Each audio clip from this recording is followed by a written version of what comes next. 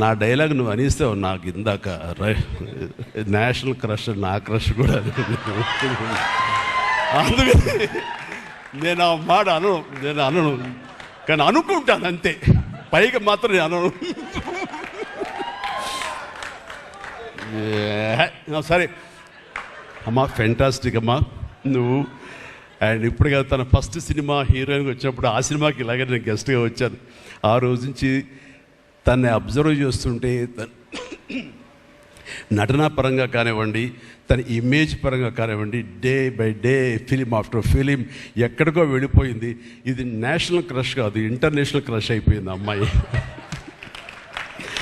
And God bless you అమ్మా, నువ్వు ఎంత బాగా పెర్ఫామ్ చేస్తావంటే నేను చూస్తుంటే నీ కళ్ళు తప్ప ఇంకేమైనా అట్రాక్ట్ చేసుకోవు, కళ్ళు ఒకలా చూస్తుంటావు నేను.